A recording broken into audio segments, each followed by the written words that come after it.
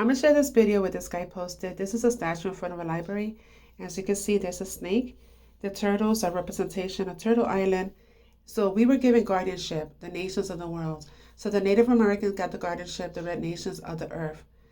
So the black races got guardianship of the waters, the yellow nations, the Asians got air, and the white nations got fire. That's why they set everything on fire. So we're supposed to be working together in unison. But when the red nations broke covenant with the Creator, so we fell into captivity and they took our land. So now the devil, that's why you're going to see so much symbolism with the snake, the owl, the devil runs the world because he has all four elements. And you see the angels on either side, the wings. So now that the 400 years are up, that's why you see how they're going after all the Native Americans and indigenous in all our lands. Canada, America, the Americas, not just North America, but also South America, in the islands, they're everywhere because they need to get rid of the rightful owners of the land so they can continue to control the world. So that's why they're only going after the red nations because we were given the guardianship of the earth. So you're gonna see all four faces because we all really are supposed to all work together in this realm together, and we all were given guardianship of an element. These are more than just. That's like. I thought it was just ladies, but there's some guys on it also.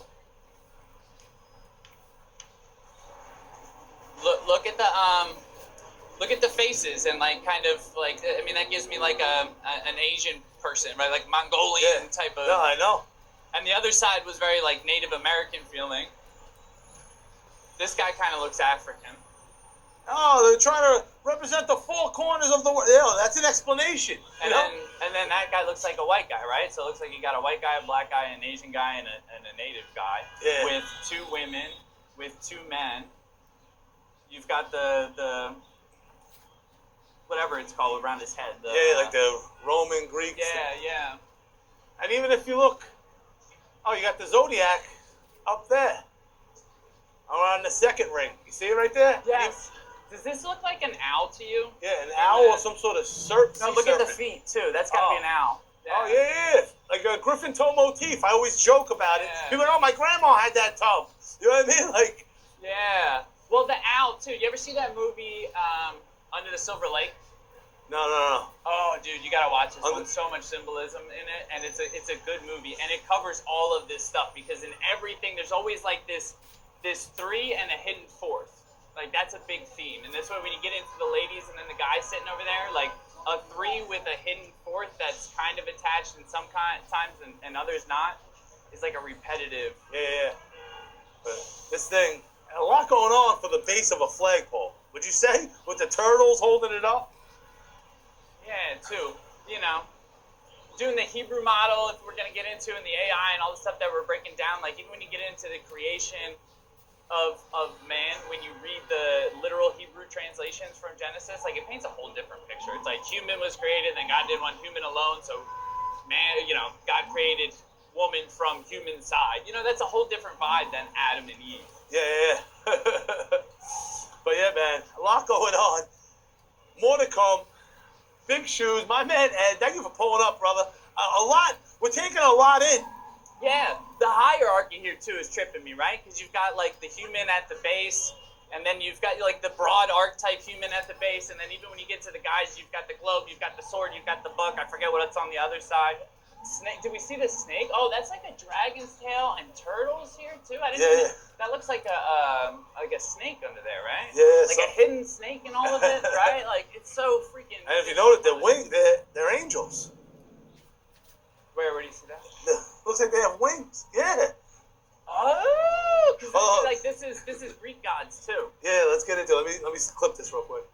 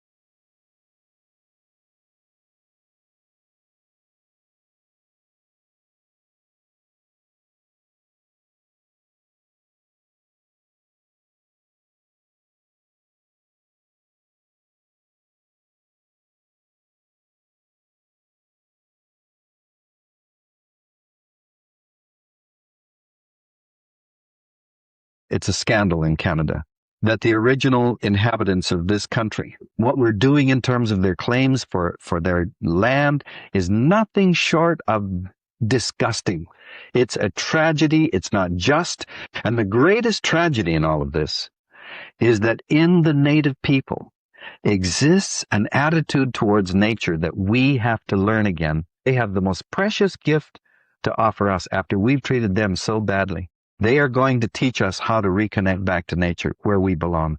Because we non-native people think that going after more and more to have more profits and more material goods, and that's all that matters, and will destroy everything in the world around us in the process. We're now recognizing that before Columbus, a lot of North America was actually a huge human-managed food forest system. So like a forest, but designed and maintained to grow food.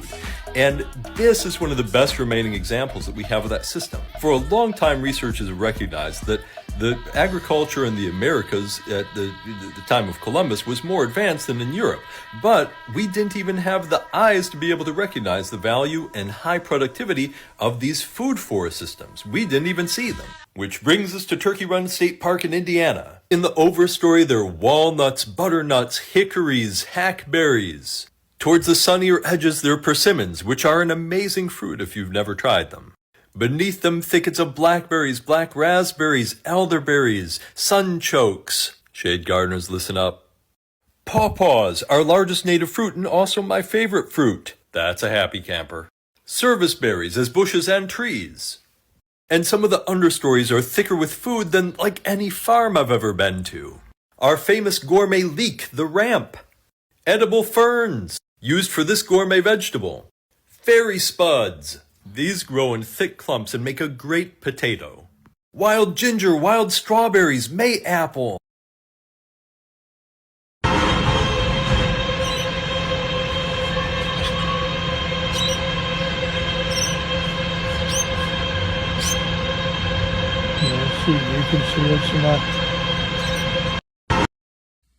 The ancient spirits, this is sacred land, and what has happened has disturbed their rest.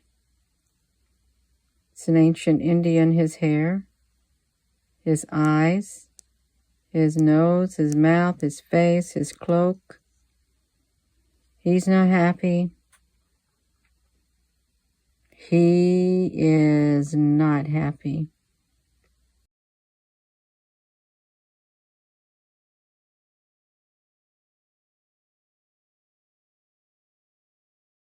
Why do the Olmec heads look like they're from Africa? I keep seeing this narrative going around that tries to rewrite the story of brown indigenous peoples here in the Americas. It feels very familiar because that same erasure, that same rewriting of history is what colonization did to us. What it did to indigenous peoples of this land that have always honored the four directions, east, west, north, and south. And within those directions, our ancestors acknowledged the different peoples of the earth, the black, red, white, and yellow. But as relatives on this planet, it's about who was here first, not who is the greatest, all as an expression of a one single source from different lenses, angles, and perspectives. When people start claiming that only one group existed first everywhere, or trying to overwrite indigenous history here in the Americas, this is not liberation. That's repeating a colonizer pattern. We don't need to erase a people's ancestry in order to honor another's. We are part of the wheel and the great web of life. Truth is, multiple ancient civilizations existed. Indigenous civilizations of the Americas, Asian civilizations, Black civilizations,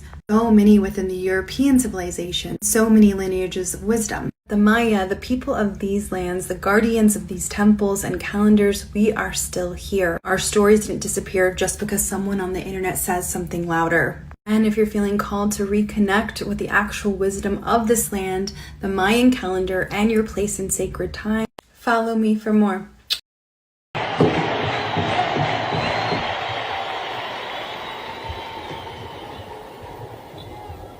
Welcome to Indian country.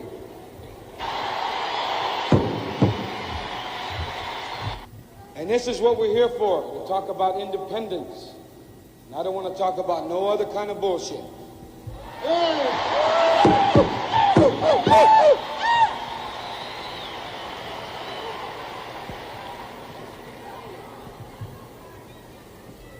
You know, my grandfathers tell me that the Puerto Rican and the Chicano and all the peoples of the Western Hemisphere, we share the same ancestors, and we must remember that.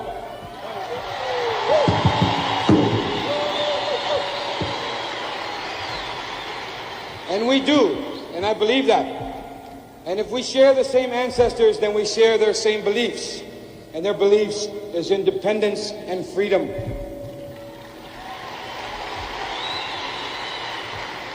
Let me tell you this.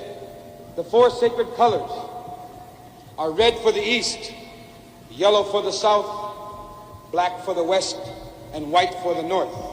It also represents the four colors of man: red, yellow, black, and white. Mix those four colors, and you get the color brown, the color of our Mother Earth, and the color of you all.